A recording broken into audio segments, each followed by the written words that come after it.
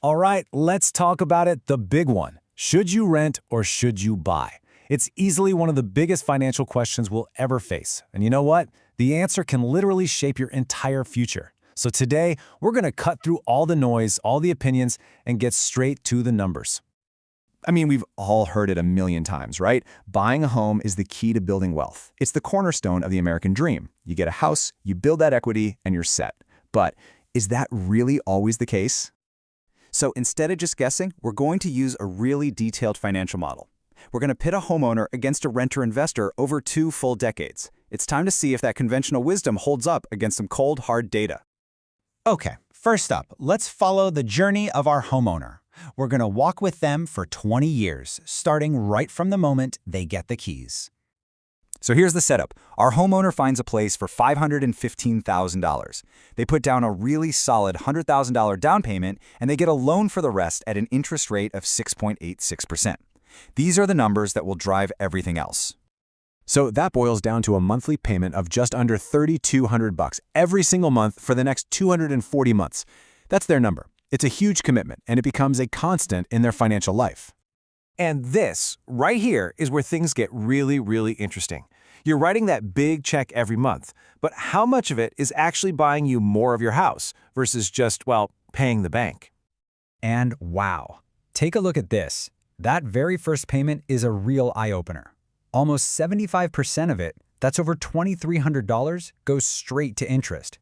Only about a quarter of it actually goes to paying down your loan and building equity. That's it? It takes years for that to flip. But if you think the mortgage is the whole story, you've got another thing coming. You've also got property taxes, insurance, maintenance, maybe some HOA fees. Over those 20 years, these extras add up to almost $400,000.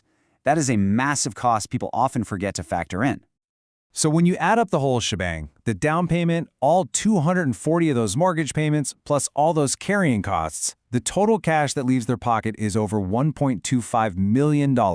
That's the real all-in cost of owning this home. All right, now let's flip the coin and explore the second path. We're talking about the renter. But, and this is crucial, they're not just a renter. They are a disciplined renter-investor. They take all the money they don't spend on a house and they put it to work. Here's their game plan. Their rent starts at $2,100 a month, and we'll say it goes up about 3% a year. Now they take that same down payment money, put a little aside for a deposit, and invest a big lump sum of $97,500. And for this model, we're assuming their investments will average a 10% annual return. The renter's whole strategy really hinges on one powerful idea: opportunity cost. See, every single dollar the homeowner spent on interest, taxes, and repairs is a dollar the renter could invest in the market.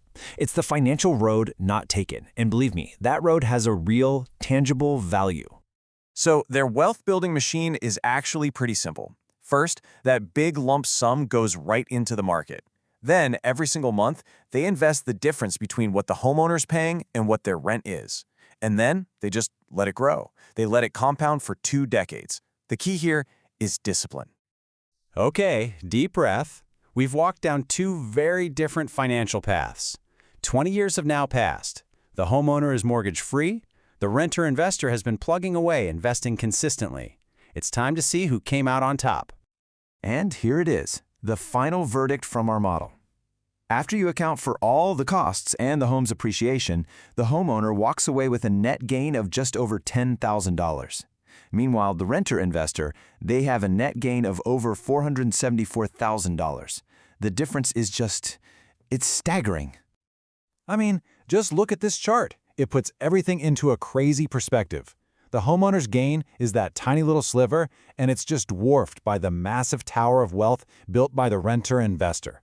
This is the big wow moment that makes you rethink everything you thought you knew. So what on earth happened here? How is this even possible? Well, it all comes back to those carrying costs.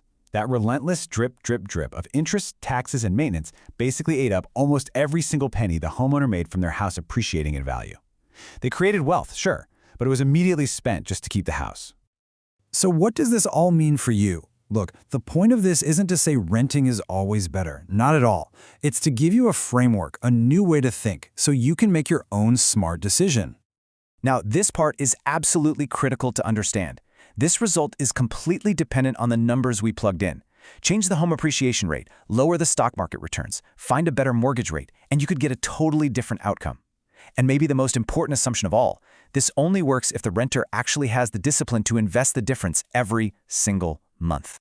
And that brings us to the real takeaway here. This isn't a prescription for your life. It's a template. The powerful lesson is that you need to run the numbers for your specific situation, in your market. Don't just rely on what you've always heard. Build your own model. So, at the end of the day, it leaves us with this incredible question that goes way beyond a spreadsheet. In this specific scenario, buying gives you a home, a place to call your own, stability, community. Renting and investing gives you way more wealth. There's no right or wrong answer here, only the one that lines up with what you value most. So, what's it going to be?